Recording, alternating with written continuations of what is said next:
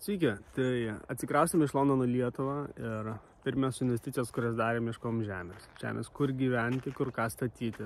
Šitas video yra apie tai, kaip įsikūrėm, kaip tebesikūrėm ir kokius veiksmus darėm ir kaip dar tebedarom.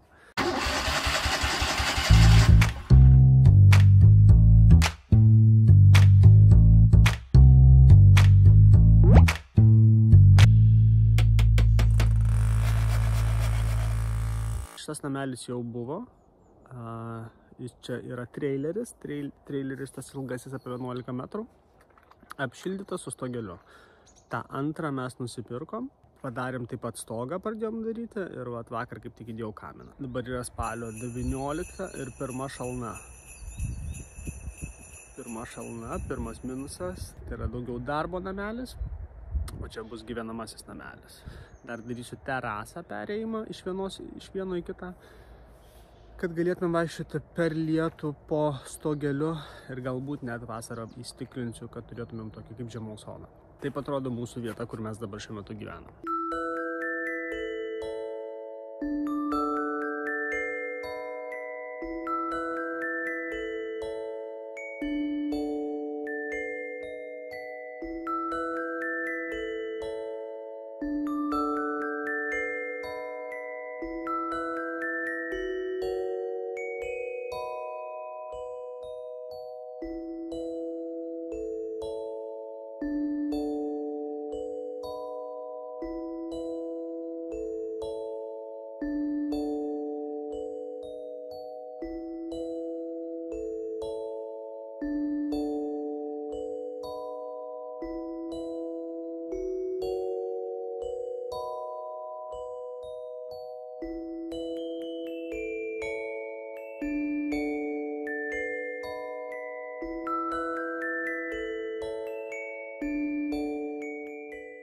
Jau yra sijos sudėtos, yra plėvelė difuzinė uždėta ir solotuota. Taip pat darėm sujungimą, sujungėm vieną namelį su kitu 90 laipsnių, kad dar turėtumėm tokią kaip ir terasą vakarų pusėj.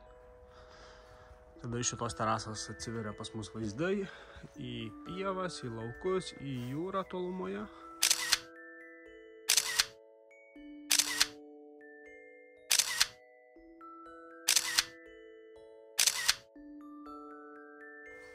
Šitas namelis jau apšildytas putplasčiu.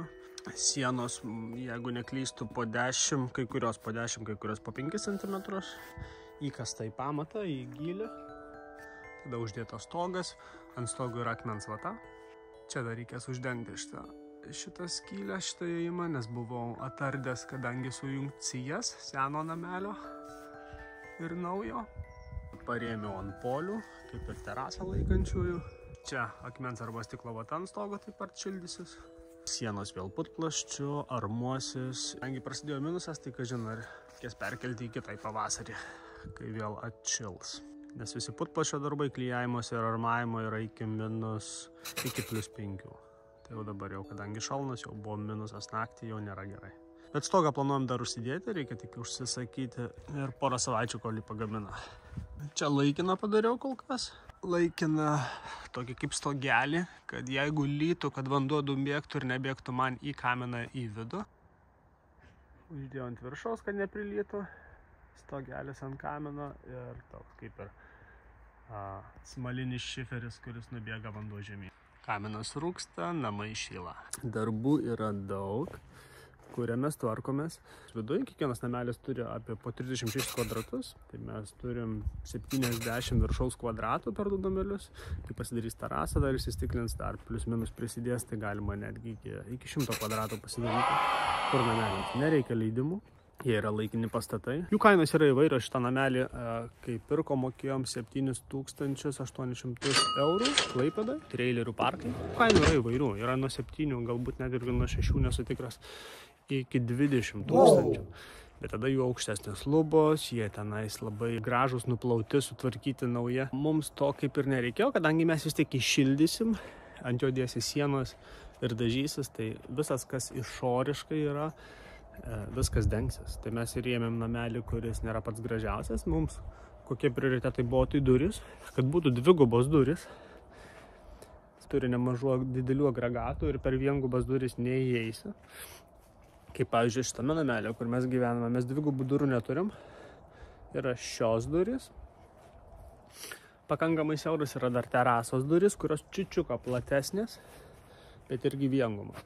Tai jeigu yra kažkokie didesni agregatai, jie nebetelpa. Per šitas duris vos įnešiau siūbuojamą krėslą, kurį visai mėgstam, bet kuris vos tilpo, teko biškį dar sulenkti, manį, kad jis čia tilptų. O kadangi jo ieškom namelį su dvigubomis duromis ir jį radom, tai labai patogu iš tiesų. Ir koks kitas akcentas, tai yra plastikiniai langai, jokių būdų nepirkit su aliuminiais langais, nes tada ir šalčiau, ir traukia šaltį ir su kita, plastikiniai langai tai yra akcentas. Ir kokybiškesni, ir po to, kai užsiarmuoja, visai labai gražiai gaunasi, laiko šilumą, nėra jokių problemų su vėjais, drėgme ar kondensatu. Čia angliški nameliai, juos gabena iš Anglijos. Pagal viską turėtų būti 3 sienos ir dugnas šildytas su vata, kur nėra labai daug, gal 2 cm, bet jeigu yra skendę, kas dažnai būna, tai būna dugnas be vatos. Kas yra šito dugnas be vatos? Šito darbo namelio dugnas be vatos, nors gyvenamo namelio dugnas su vata. Kai juos visi pirko, sakė, pirko labai geroj kondicijoje ir nebuvo jokių skendimų.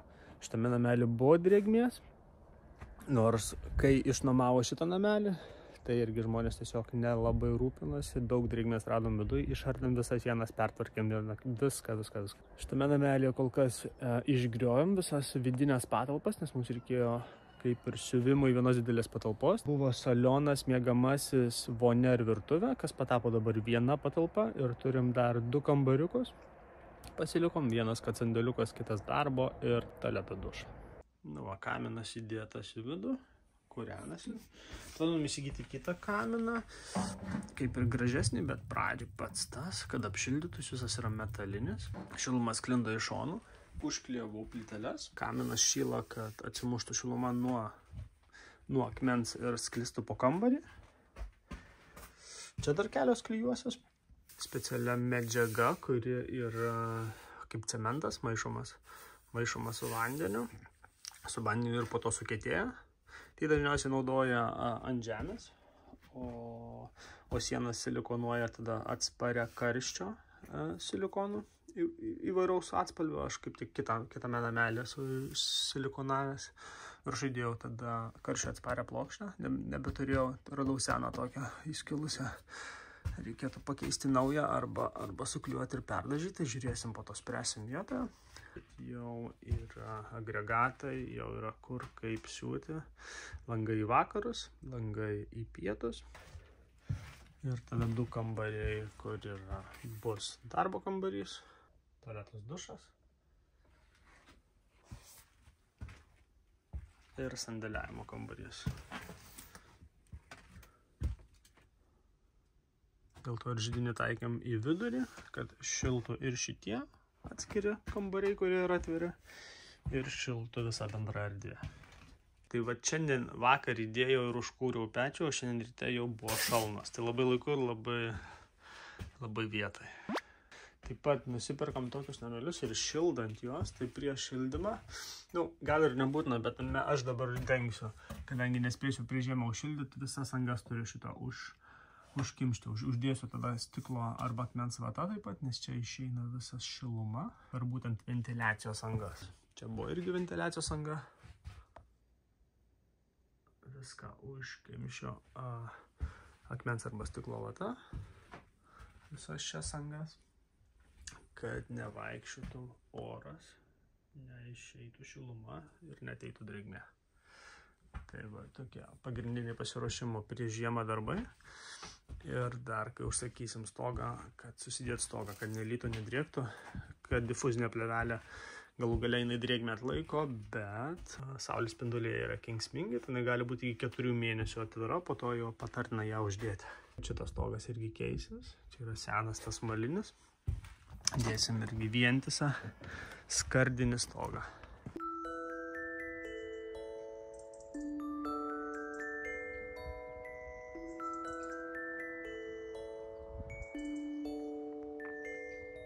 Su šiuo video kol kas tiek, sakau iki pasimatymo, sekite mane toliau, kitose videose taip pat įkelsiu visus renovacinius darbus, ką ruošiamės, ką jau pasiruošėme ir ką ruošiamės ir dar būtina pasiruošti iki žiemos, visus renovacinius darbus tiek vidaus, tiek išorės, su iššūkiais, su kokiais susidūrėme, su laimėjimais, kuriuos padarėme, su naujovėmis, su rekomendacijomis, kaip ką geriausia daryti. Bus klausimų, rašykite.